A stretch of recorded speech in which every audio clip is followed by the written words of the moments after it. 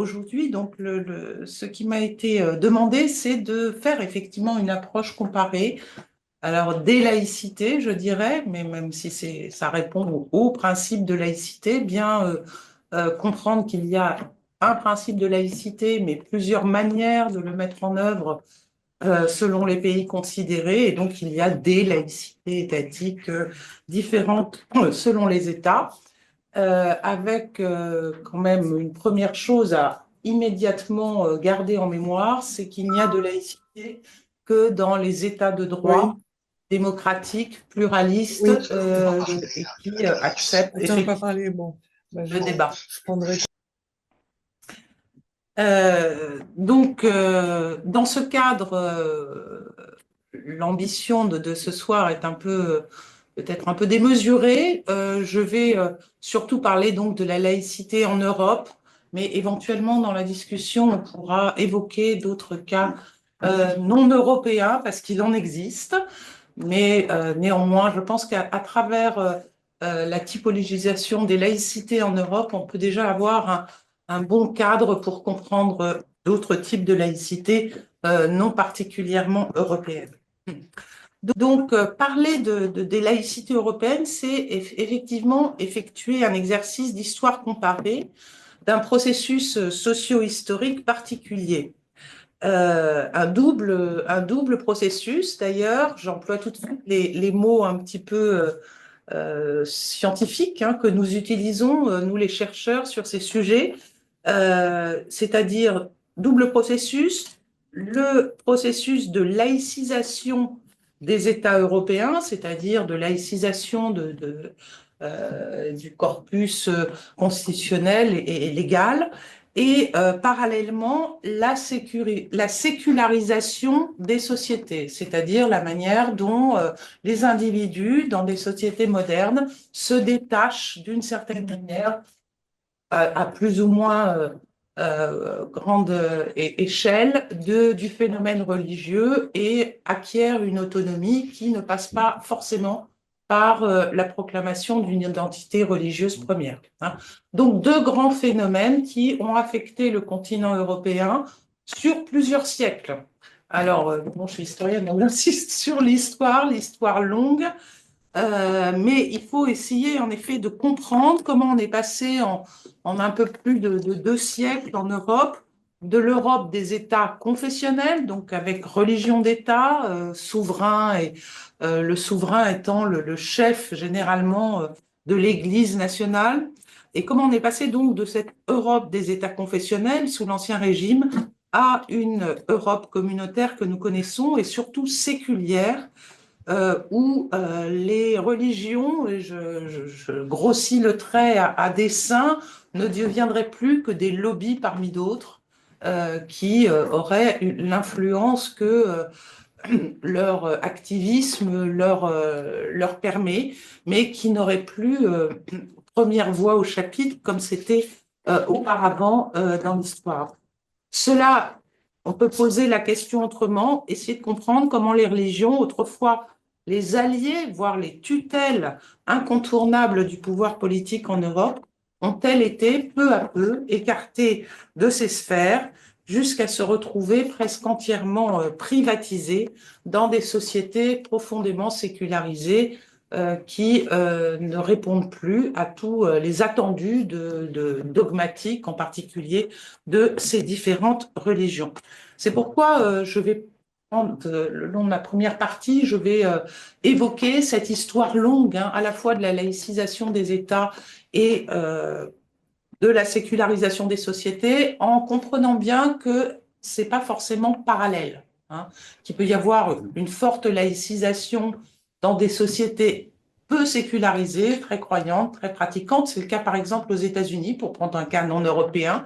Vous aviez un État laïcisé dès la fin du XVIIIe siècle, mais une société très peu sécularisée, et ce jusqu'il y a quelques dizaines d'années, où l'on voit peu décrocher l'appartenance religieuse, et donc la société américaine, même la société américaine est en train de se séculariser, si évidemment c'est une tendance lourde, mais actuellement, évidemment, avec ce qui se passe actuellement en politique et le rôle des chrétiens fondamentalistes dans le pouvoir actuel font que ça peut être interrogé. Mais néanmoins, donc il faut bien, si vous voulez, séparer ces deux phénomènes, celui de la laïcisation et celui de la sécularisation, qui peuvent être parallèles, mais qui peuvent aussi suivre des rythmes un petit peu différents.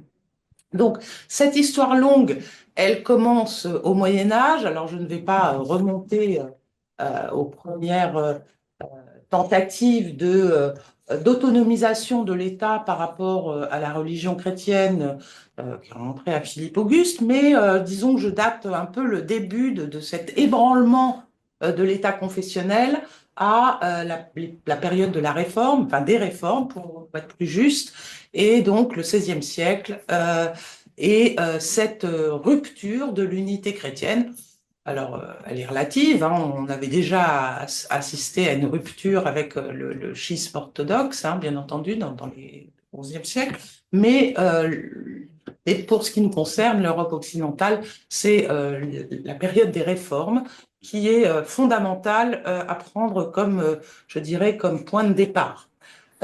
Cette période des réformes, elle va aboutir à un profond remaniement des frontières et des légitimités souveraines des États à la suite de guerres de religion incessantes, hein, guerres de religion entre les tenants de l'ancienne religion, de la religion traditionnelle qui va devenir le catholicisme, et ces nouvelles formes religieuses réformées à la fois à la manière luthérienne, à la suite de la geste de Martin Luther, 1517, affichage des 95 thèses sur l'église de Wittenberg, et la partie réformée du côté de Genève, quelques dizaines d'années plus tard, qui vont essaimer dans toute l'Europe et qui vont donc rendre les choses, et surtout le paysage politico-religieux extrêmement compliqué. Donc, la réforme, c'est une première, en tout cas pour les États protestants qui s'organisent à cette époque-là, c'est une première laïcisation de l'État, dans la mesure où ce sont les souverains qui vont devenir les véritables chefs des églises nationales de leur territoire et qui vont donc s'émanciper du pouvoir papal qui était auparavant considéré comme étant au-dessus des rois et des empereurs. Et vous savez que déjà au Moyen Âge, c'était contesté, l'épisode de Frédéric Barberousse, enfin bon, l'autre qui a Canossa, enfin bon, donc c'était pas évident, mais là, à travers à ce mouvement de réforme, eh bien, un certain nombre de principautés, de royaumes vont s'émanciper complètement de la tutelle papale. Et ça va évidemment occasionner de nombreux conflits et ça va être résolu à peu près par les traités de Westphalie, hein, de 1648, qui vont admettre, il y en a deux, hein, un traité concernant le catholicisme, un autre traité concernant le protestant, les États protestants, qui vont acter le fait que les souverains nationaux, donc laïcs entre guillemets, sont les véritables, ceux qui ont la souveraineté politique, et c'est eux qui choisiront la religion de leur territoire et qui entretiendront des relations qui ne seront plus marquées par le religieux, c'est-à-dire on en finit avec les guerres de religion, mais on arrive maintenant à des relations d'État à État. Donc, il y a une espèce, ce qui a pour deux conséquences. Comme je vous le disais, dans les États protestants nouvellement créés, le chef civil, le chef laïque, va être aussi le chef de l'Église nationale.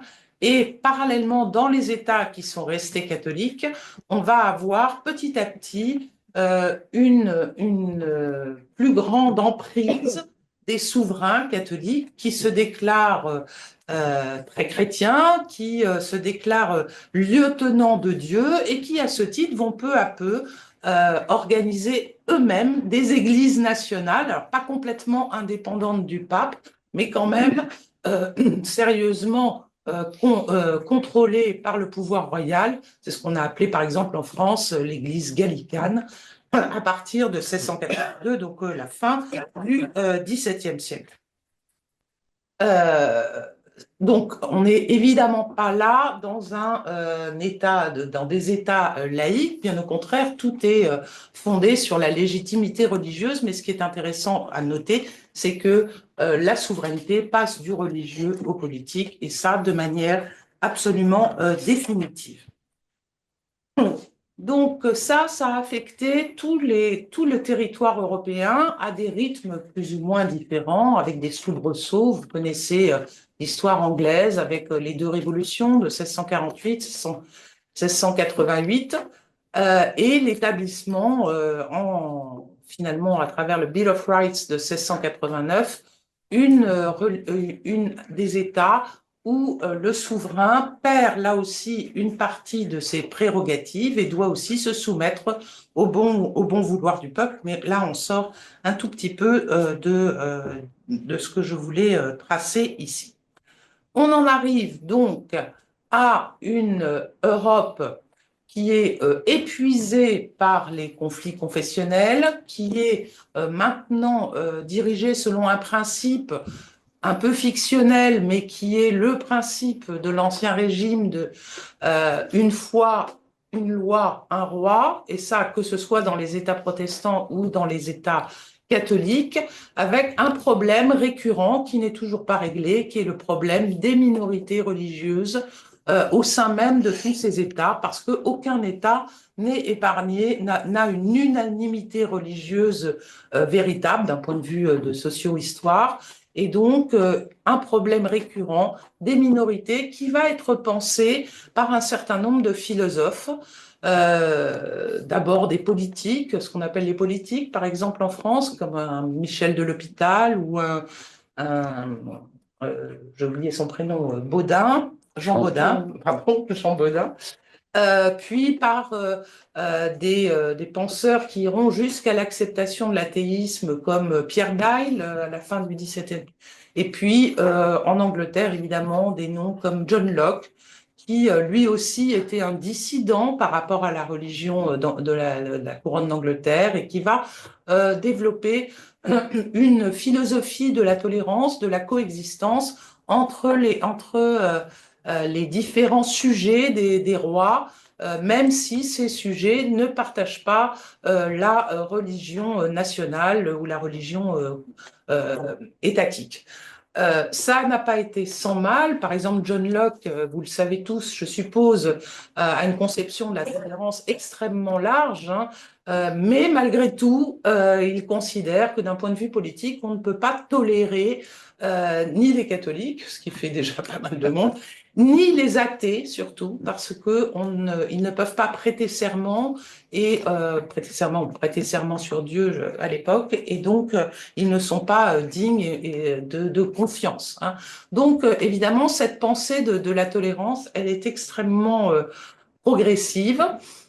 Et elle va aussi avec quelque chose qui est rapporté dans l'historiographie la plus récente, qui travaille beaucoup sur l'apparition des émotions et de l'individualisme au XVIIIe siècle, et surtout des émotions, et qui font que euh, non seulement la philosophie des Lumières dans son ensemble, parce que les Lumières françaises, c'est pas les mêmes que les Lumières anglo-saxonnes et les Lumières euh, centre-européenne, hein, ou allemande.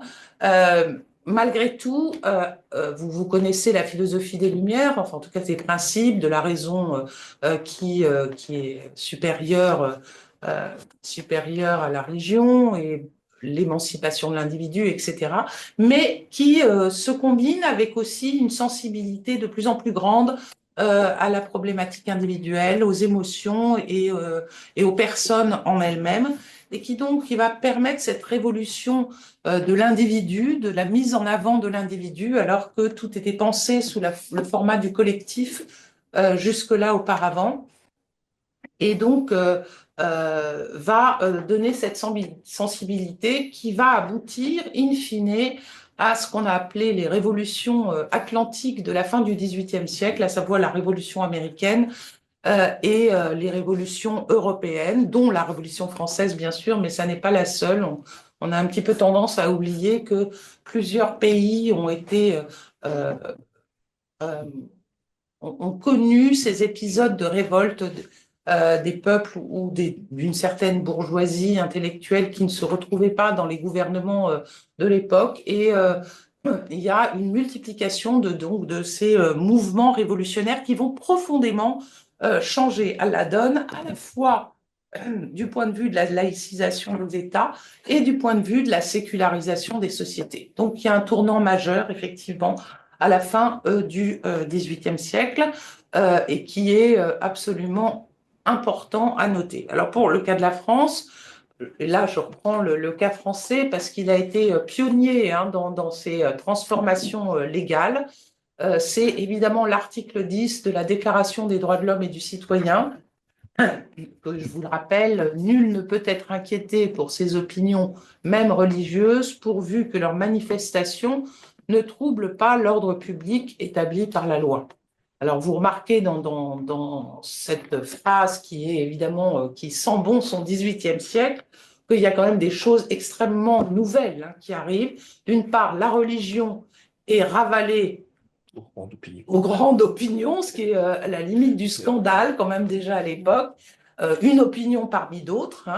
Et la deuxième chose, c'est que non seulement on proclame la liberté de conscience, mais aussi il y a en germe la liberté d'expression, qui sera d'ailleurs appuyée pour les motifs non religieux par l'article 11, l'article suivant. Mais là, même pour les religions, donc on peut manifester sa religion, même si c'est pas celle du roi, entre guillemets, dans l'espace public sans voilà. Et donc là, on a vraiment, si vous voulez, la petite racine de la laïcité telle qu'elle va être développée dans les siècles suivants. Alors ça va s'accompagner de mesures légales comme par exemple l'instauration du mariage civil et pire encore du divorce civil parce que là on arrive vraiment, vous voyez, une décision étatique qui ne va pas suivre un dogme religieux. Parce que bien entendu, l'Église catholique n'était ni pour le mariage civil, puisqu'elle avait le privilège de pouvoir exercer le mariage, qui est un acte social, comme vous le savez. Et surtout, elle n'a jamais accepté la possibilité du divorce qui est instaurée de manière absolument contemporaine. Donc, il a une première laïcisation, laïcisation de l'état civil aussi en même temps, c'est-à-dire que qu'on soit catholique, protestant, juif ou quoi que ce soit d'autre, eh bien, on est un citoyen égal à son voisin, et donc il n'y a plus de considération religieuse qui est obligatoire pour être un sujet du roi. Je vous rappelle qu'en 1789, on est encore en monarchie. Donc, c'est là vraiment une inflexion majeure et je dirais le premier pas d'une véritable laïcité qui se dessine ici. Alors, avec évidemment des, des problèmes par la suite parce que le divorce va par exemple être réinterdit en 1816 lors de la Restauration, réintroduit en 1884 sous la Troisième République. Donc une longue, vous voyez, les choses ne se font pas forcément de manière complètement automatique. La Révolution va prévoir une éducation pour tous qui pourrait être exempte enfin, qui pourrait être enlevée des mains du clergé, mais le régime ne survit pas assez longtemps pour que ce soit mis réellement en œuvre. Et cette histoire de la laïcisation de l'éducation, elle va prendre tout le 19e siècle, parce que 1833, là, la fameuse école, l'instauration de l'école élémentaire dans toutes les communes et les écoles normales dans tous les départements de garçons, j'entends bien, pour les filles, ce sera encore plus long. Eh bien ça, ça ne veut pas dire que ce seront des écoles publiques avec des instituteurs publics. Il faut attendre la fin du 19e siècle pour que soit créée une autonomie de cette école vis-à-vis des clercs religieux qui avaient encore un droit de contrôle jusqu'au Second Empire. Hein. Donc la laïcisation, c'est quelque chose qui prend du temps. Et si on le voit au niveau européen, on voit qu'en Europe, qui a qui a été une chambre d'écho, des mesures révolutionnaires françaises, chambre d'écho plus ou moins forcée d'ailleurs avec les invasions, enfin les campagnes napoléoniennes. Donc, chaque fois il s'emparait de tel ou tel territoire, il appliquait le droit français. Donc, elles ont toutes été, enfin, tous ces espaces ont été touchés, tous ces espaces européens ont été touchés par cette politique volontariste, laïcisatrice de l'État français. Elles vont soit y résister, revenir, enfin il y a des retours dans les années évidemment post-napoléoniennes avec un retour à des formes plutôt d'ancien régime, mais en fait le mouvement était là, les peuples, enfin les printemps des peuples, etc. vont là aussi suivre le même déroulé, mais avec des dizaines d'années de retard. C'est le cas, par exemple, vous savez qu'en France, par exemple, autre mesure révolutionnaire et scandaleuse, les Juifs vont être considérés comme des citoyens égaux à tous les autres, donc une confession non chrétienne, longtemps persécutée par les chrétiens.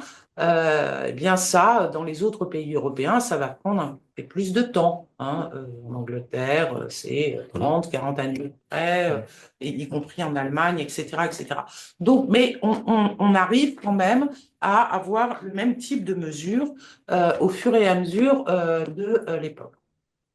À cette histoire de la laïcisation, elle va s'accélérer à la fin du 19e siècle. Et alors, on a évidemment tous en mémoire l'action décisive de la Troisième République. Mais maintenant, beaucoup de chercheurs travaillent aussi sur les formes prises par la laïcisation en Europe et on s'aperçoit qu'il y a une je cherche le mot, coexistence, enfin une coïncidence, pardon, plutôt, dans les dates et les périodes qui font qu'il y a véritablement un moment laïque, je dirais, entre les années 1870-1880. Ce moment laïque passe par des mesures qui peuvent être plus ou moins anticléricales, voire anti-religieuses dans certains États. C'est le cas, par exemple, en Allemagne de ce fameux Kulturkampf, une véritable guerre de civilisation qui s'oppose au catholicisme et aux catholiques allemands, ou plutôt l'organisation politique des catholiques allemands. Mais on va retrouver ces mesures un peu décisives dans des pays, d'autres pays protestants ou mixtes comme la Suisse. Et ça se passe à la fin des années 1870. Donc, absolument en même temps, si vous voulez, que la mise en œuvre de la politique de laïcisation volontariste de la Troisième République. Et si d'ailleurs, je rectifie tout de suite, il y a, comme je vous disais, des mesures anticléricales, voire antireligieuses, mais celles-ci ne sont pas les seules. Il y a aussi des mesures d'accommodement avec les religions pour essayer de trouver un modus vivendi qui permet à tous les citoyens ou sujets d'être égaux et surtout de pouvoir participer à l'élaboration politique en jeu de ces États en voie de formation ou en tout cas en voie de démocratisation, même si c'est là aussi un processus extrêmement lent. Donc, le moment laïque en France, c'est par exemple, alors je commence par une mesure de Kulturkampf, qui n'a pas ce nom-là, mais c'est l'expulsion des jésuites en 1880. Hein. C'est intéressant. On rappelle assez peu dans l'histoire de la laïcité que ça commence aussi par des mesures de ce type, qui ne sont pas seulement des mesures bismarckiennes ou intolérantes, mais qu'elles existent aussi en France, qu'il y a une correspondance dans les politiques menées, que l'État soit plutôt à coloration protestante ou plutôt à coloration catholique pour la culture dominante. Mais donc, vous connaissez les grandes dates de la laïcisation des institutions. Et ça, c'est aussi un phénomène conjoint à tous les pays. C'est que petit à petit, l'État-nation crée des institutions qui lui sont propres dans tous les domaines régaliens et ces institutions étant auparavant tenues et organisées et gérées par des institutions religieuses avec une vision confessionnelle des choses. Cette émancipation de l'État du religieux, elle commence bien avant donc la loi de séparation et elle affecte tous les États européens. Donc, création d'institutions étatiques séparées et qui, comme par exemple en France, prennent une tonalité très laïque, c'est-à-dire qui évacuent toute forme de contrôle ou d'animation par les religions de ces institutions. Et ainsi, les mesures les plus fortes sont évidemment la création de personnel fonctionnaires laïcs qui ne sont plus des religieux. C'est le cas à l'hôpital avec la création du métier d'infirmière, c'est le cas à l'école avec la loi Goblet de 1886 et la création la laïcisation du personnel enseignant, mais c'est à peu près vrai dans toutes les institutions. Hein. Mais pour vous dire que c'est aussi un phénomène qui est progressif, ça va pas être du jour au lendemain, si vous voulez. Ça va être décrété, certes, mais ça va être appliqué de manière extrêmement progressive. Et on trouvera encore des religieuses dans les prisons de femmes jusqu'à relativement récemment. Enfin, c'est quelque chose qui n'a. On n'est pas dans un État autoritaire qui dit c'est comme ça et ça va être comme ça. C'est vraiment une laïcisation des institutions, mais qui va prendre un certain temps pour être complètement mise en œuvre. Alors, je ne veux pas euh, euh, perdre de temps. Je vais maintenant revenir sur les deux formes principales de cette transformation, de cette modernisation des États européens à travers une typologie qui n'est pas complètement la mienne, mais que je vais essayer d'enrichir, qui est les formes que ça a pris de manière un petit peu idéal typique. Si vous voulez, le processus de laïcisation a plutôt été employé dans les pays de tradition catholique et le processus de sécularisation plutôt dans les pays de tradition protestante. Alors, je vais un tout petit peu justifier tout ça. Encore une fois, c'est une manière de se faire une idée, mais évidemment, ça n'est pas aussi radical et simple que cela. Mais dans les pays de tradition catholique, donc, l'Église, comme je vous le disais, a été subordonnée au pouvoir politique, mais elle restait malgré tout, il faut le rappeler, une institution transnationale avec un chef religieux en Italie. Et donc, il y avait ce rapport entre l'État et l'Église catholique qui était compliqué par cette double allégeance. Et donc, le rapport s'est fait plutôt dans le conflit. Hein, entre l'État s'est émancipé plutôt dans le conflit avec le pape, dans le conflit et donc avec les autorités catholiques locales qui étaient balancées entre leur allégeance au pape et leur sujétion au pouvoir souverain. Et donc, et par ailleurs, l'Église catholique avait une prétention internationale a une prétention politique, c'est-à-dire qu'elle, non seulement elle portait un message religieux, mais elle portait aussi une forme d'État, une forme l'État saint, l'État catholique, c'est une hypothèse très importante de la papauté pendant très longtemps. Et donc, évidemment, ça peut rentrer en concurrence avec la conception de l'État de l'État en train de s'émanciper. Donc, il y a vraiment eu une lutte pour la France. On parle du conflit des deux France. Je vous ai parlé de l'Allemagne, le Kulturkampf est tout à fait dans cette veine. Il y a vraiment eu une lutte de pouvoir entre le pape, les autorités catholiques un petit peu en sandwich et le pouvoir national. Et donc, la laïcisation a prévalu parce que cette déprise du pouvoir religieux, elle a été faite par des décisions successives de l'État, par des lois, par des constitutions, par des décisions donc qui montrent la supériorité de l'État sur les désirs ou les velléités des catholiques.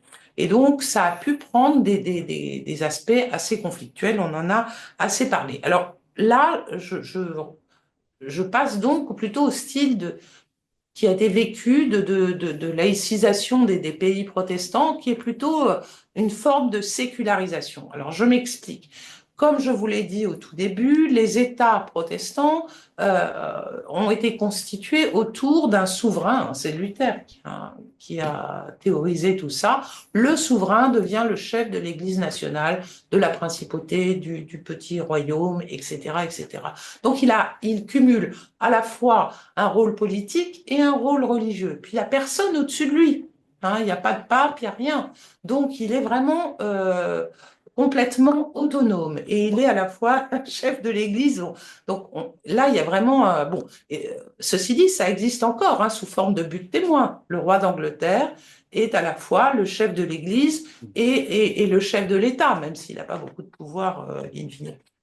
C'est le cas aussi au Danemark, où le roi, je ne sais pas si c'est un roi ou une reine, je crois que c'est une reine, est le chef, là aussi, de l'église luthérienne danoise. Donc, dans ce cas-là, mais ces pays ne sont pas restés sous l'Ancien Régime. Je veux dire, ils se sont aussi modernisés. L'État s'est aussi modernisé, et finalement, l'Église s'est modernisée en même temps que l'État. Donc, ça ne s'est pas fait dans le conflit.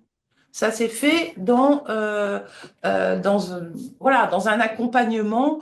De toute façon, les chefs religieux n'avaient pas grand-chose à dire puisqu'ils n'étaient pas autonomes, contrairement aux soi-disant les évêques catholiques. Et donc ça s'est fait de manière beaucoup plus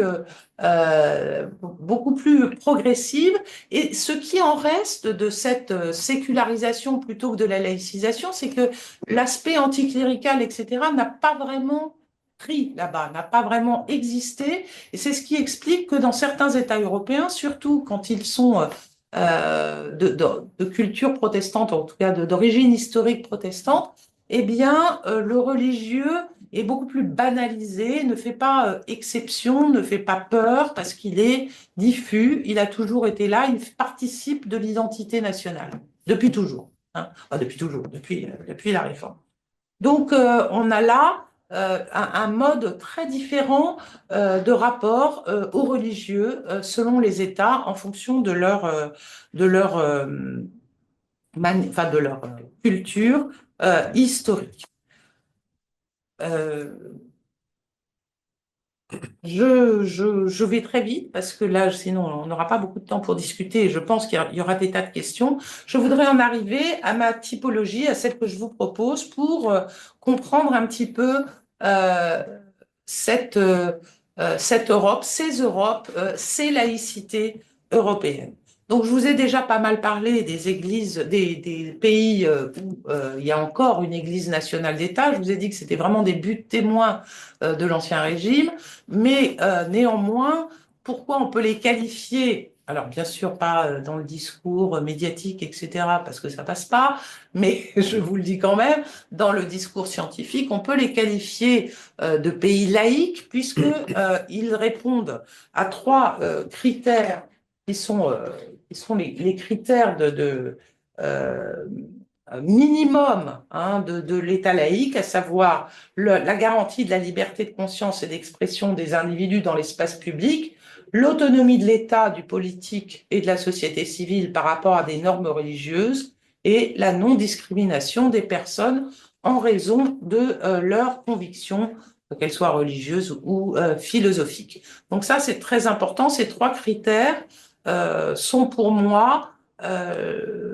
les critères nécessaires à la définition d'un État laïque. Donc, tous les États européens répondent actuellement à ce critère, alors peut-être avec, de manière tout à fait différente et culturellement différente pour certains, mais néanmoins, y compris dans un pays de religion d'État comme l'Angleterre ou comme le Danemark, ces trois critères sont absolument respectés, même si il y a symboliquement une religion nationale, une religion historique, une religion traditionnelle qui est magnifiée comme la religion de l'État, mais en vrai, si je puis dire, on peut être citoyen danois sans être luthérien, on peut a le droit de pratiquer n'importe quelle religion, évidemment dans le respect de l'ordre public, dans l'espace public, et l'État danois est relativement, et même tout à fait indépendant de toute normativité religieuse, toute idéologie qui s'imposerait à lui. Ce modèle est en diminution constante. Alors, il reste des grands exemples, je vous ai dit, l'Angleterre, le Danemark, mais par exemple, la Suède ou la Norvège, qui étaient sur ce modèle-là, l'ont abandonné. Pour la Suède, c'est en 2000, et pour la Norvège, c'est en 2012, et se sont rapprochés plutôt des pays de séparation où il n'y a plus de religieux national surplombant qui fonde l'identité de ces pays. Alors ça, c'est le modèle de l'Église nationale d'État. On le retrouve aussi, alors tout au sud, il n'y a pas que les pays luthériens qui sont marqués par ça, par la Grèce, qui dans sa constitution est dit pays orthodoxe. Ce qui n'a pas été sans poser de problème dans le cadre de l'adhésion de la Grèce à l'Union européenne, puisqu'elle faisait jusque-là une discrimination entre les citoyens orthodoxes et les autres. Et la Grèce a été en but à de nombreuses condamnations de la Cour européenne des droits de l'homme pour discrimination entre les citoyens. En particulier, ce qui était visé dans le viseur des Européens, c'était la carte d'identité avec la mention de la religion sur cette carte d'identité. Et finalement, au bout de plusieurs condamnations, la Grèce a obtempéré et donc là aussi a reconnu un des critères de l'État laïque tel que je voulais signifier. Même en Angleterre, j'ai vu là récemment, j'ai lu à propos de la démission de l'archevêque de Canterbury pour ne pas avoir dénoncé des crimes sexuels dans l'église anglicane d'Angleterre, qu'un parti devenait assez conséquent et proposait de retirer ces derniers lambeaux historiques que sont la participation d'ecclésiastiques, par exemple, à la Chambre des Lords, considérant que c'était une aberration, qu'il fallait... on n'en est pas là, vous savez que les choses sont très longues partout, mais particulièrement en Angleterre, mais néanmoins, la réflexion est là. Deuxième système, et qui est le système majoritaire actuellement en Europe, qui est le système de droit conventionnel et des cultes reconnus. Alors, ce système, vous le trouvez évidemment, chaque système est un peu particulier, mais néanmoins, il recouvre des caractéristiques communes que je vais vous donner très rapidement. Et pour cela, je vais utiliser le cas de la Belgique, qui est tout à fait remarquable, puisque la Belgique est un État neutre depuis 1831. Depuis sa constitution de 1831, est un État neutre, alors que c'était vraiment un pays extrêmement catholique, mais il y a eu un compromis lors de la Révolution de 1830 entre les catholiques et les libéraux, et donc on a prôné la neutralité de l'État. Contrairement à nous, ils ont toujours la même constitution, donc il y a une véritable continuité, mais ils ont procédé à une laïcisation de l'État malgré tout, puisque l'État est neutre, qu'il y a des catholiques, mais qu'il y a des sujets, parce que c'est une monarchie, qui ne sont pas de la même religion, et bien, dans la mesure où ces sujets représentent un groupe assez important, historiquement implanté, qui ne fait pas de problème de troubles à l'ordre public, etc., l'État va reconnaître ces différents groupes successivement, et donc va leur accorder à la fois son soutien moral, mais aussi son soutien financier.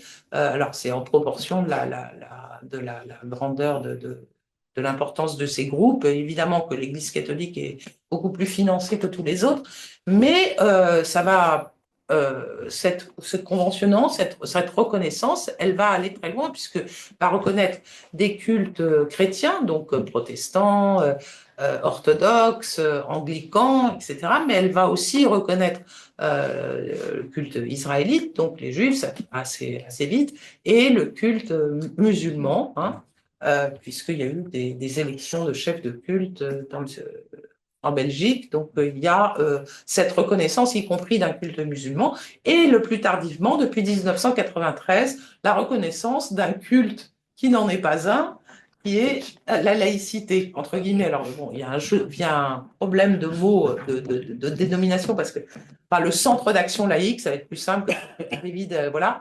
Et donc, les humanistes, athées, libres penseurs, etc., regroupés dans ce centre d'action laïque, vont être reconnus comme une organisation non pas religieuse, non religieuse, mais enfin à l'identique des religions, et va recevoir là aussi un certain subventionnement. Alors, en plus de cette subvention, ou à cause de cette subvention, toutes ces communautés religieuses ont une mission, ont une délégation de service public pour l'enseignement, en particulier des cours de religion, mais pas seulement, l'enseignement aussi, qui est assez pilarisé en Belgique, et aussi pour des rituels comme les baptêmes, par exemple. Il y a des baptêmes républicains, non pas républicains, parce que c'est une monarchie, excusez-moi, des baptêmes laïques, des communions laïques et des mariages laïques, qui ne sont pas le mariage, qui ne sont pas des mariages d'état civil, mais qui sont une cérémonie en plus, en su, qui est possible. Donc la Belgique est un cas extrêmement intéressant pour ça, parce que c'est assez simple à comprendre. Dans d'autres pays, comme l'Italie, ça va se passer aussi, mais alors c'est des phénomènes qui sont assez récents, mais qui sont très, très actifs, en particulier dans les années 80. C'est le cas en Espagne avec la loi de 1980. C'est le cas en Italie à partir de la renégociation du Concordat en 1984. Tous ces États catholiques vont procéder à la reconnaissance de cultes non catholiques progressivement, avec des critères qui sont souvent, évidemment, l'ancienneté sur le territoire, le nombre de pratiquants, et évidemment, on surveille quand même qu'ils ne sont pas séparatistes, hein, pour employer un mot un petit peu imprécis, mais enfin, disons qu'ils adhèrent quand même aux valeurs communes. Donc ça, c'est le système de droit conventionnel. Et ce qui est intéressant, c'est que les pays qui sont récemment entrés dans l'Union européenne, en particulier en Europe centrale, ils ont plutôt choisi ce système, à part la Tchéquie, qui est un pays séparatiste, mais euh, pour la plupart, ils ont choisi ce système, et là aussi, ils procèdent à des reconnaissances progressives. Donc c'est quelque chose qui est extrêmement évolutif. Alors, pour nous, Français, cartésiens habitués à la séparation, c'est pas un système laïque complètement cohérent, parce que ça fait quand même des discriminations avec des citoyens qui ne sont pas dans les cultes reconnus, hein, donc ça fait des citoyens. Il y a deux manières enfin, il y a ceux qui sont reconnus et ceux qui ne le sont pas, donc il y a un déséquilibre. Bon. Donc ça, c'est une critique que l'on peut faire. Ceci dit, il faut vous rappeler quand même qu'en Alsace-Moselle, on a un système de reconnaissance, c'est-à-dire de culte reconnu, qui persiste depuis, et qui n'a pas été considéré comme Conseil constitutionnel comme étant contraire à la laïcité. Donc voilà peut-être un exemple. Et je vais terminer avec le dernier, mais que vous connaissez le mieux, l'absence de droit du culte, si je puis dire, et la séparation institutionnelle et légale entre les États. Et là, on a plusieurs États en Europe, comme les Pays-Bas, la Tchéquie, comme je vous le disais tout à l'heure, ou la Finlande, qui, contrairement à ses voisins, n'a pas adopté ce système de religion d'État et a tout de suite été séparatiste. Donc, ceci dit, ces séparations, alors, comment dire, elles sont réelles, elles sont légales, etc. Ça n'empêche pas des relations entre les États et les églises et les communautés religieuses, et parfois des relations qui peuvent être un peu plus que des relations, c'est-à-dire parfois des contrôles effectués par l'État avec des lois dédiées. C'est le cas, par exemple, de l'islam qui, dans un certain nombre de pays, et en particulier en France, subit une législation qui est un peu excessive par rapport aux attendus de la loi de séparation de 1905, et ça depuis le début, puisque vous savez que la France, empire islamique au moment de la colonisation, connaissait très bien l'islam, et déjà le statut des musulmans était un statut inférieur, et que celui-ci n'a jamais été égalisé, contrairement à celui des Juifs algériens à la fin du 19e siècle. Donc, alors, après, on peut discuter, c'est de la politique, il y a le problème de la dangerosité, néocolonialiste, enfin, toutes sortes d'explications. Mais enfin, tout ça pour vous dire qu'il n'y a aucun pays de séparation pure. Sauf peut-être, mais ça c'est hors Europe, les États-Unis et le Canada, par exemple, qui sont des pays de laïcité ouverte, c'est-à-dire non pas constitués de reconnaissance plus ou moins avouée de tel ou tel culte, de préférence de tel ou tel culte, mais qui ont une tolérance extrêmement large sur les cultes, y compris ce qu'en Europe on qualifie de sectes, qui sont beaucoup mieux acceptés outre-Atlantique que chez nous. Donc, les pays de séparation en Europe existent, il n'y a pas que la France, et ce sont des pays laïcs comme les autres. Pour conclure très rapidement, parce que je vois que je suis en train de dépasser le temps, je voudrais rajouter quelque chose à cet argument, hein, cette thèse que je porte et que vous pouvez évidemment contester, et qui est le propos, vu le temps imparti, était forcément plus général que je ne l'aurais souhaité. Il y a une laïcité européenne, y compris au sein des institutions européennes, et je pense que c'est là une preuve que nous sommes dans une communauté de pays qui sont à la fois sécularisés, ça c'est la grande tendance remarquée par les sociologues du religieux contemporain. Il y a une exception européenne en matière de sécularisation des sociétés, avec un très fort détachement de la pratique religieuse dans ces sociétés, que l'on ne voit nulle part ailleurs dans le monde. Et donc, ça influe évidemment sur la tonalité des constitutions. Et peut-être un remplace parce qu'il y a ce souvenir, malgré tout, très profond de la conflictualité religieuse, hein, qui a ensanglanté le continent pendant plusieurs siècles, peut-être cette appétence pour une philosophie de remplacement, je dirais, celle des droits humains, hein, qui oblige aussi les États à considérer d'abord les individus, ensuite les groupes, et donc qui est là pour protéger les individus, y compris contre l'État, mais aussi y compris contre les mouvements religieux. Et donc cette sensibilité me semble commune à tous. Alors, sauf évidemment, bien sûr, il y a les contre-exemples de la Pologne, mais elle est en train de reprendre le droit chemin, du moins l'espérons-nous, ou la Hongrie, qui ont des velléités, mais c'est moins religieux que nationaliste, je dirais, Je pense pas que on reviendra sur ces formes, cette prédominance laïque. Ceci dit, en revanche, j'ajoute que en France, on a parfois quelque espoir de servir d'exemple. Alors, oubliez tous vos espoirs. Les autres pays européens ne veulent pas du système français et ils le critiquent de manière très, très féroce en trouvant qu'il est intolérant très souvent et excessivement procédurier et donc attentatoire à la liberté, souvent attentatoire à la liberté religieuse des citoyens. Donc, peu de chance pour que le système séparatiste à la française euh, s'étende dans les autres pays européens, mais ce sera plutôt à la France de comprendre que ces autres systèmes, en particulier le système de reconnaissance multiple, euh, et d'ailleurs de l'éprouver à travers le laboratoire d'Alsace-Moselle pour, bien sûr, continuer à garder surtout euh, la main ferme sur les principes laïques qui permettent la liberté.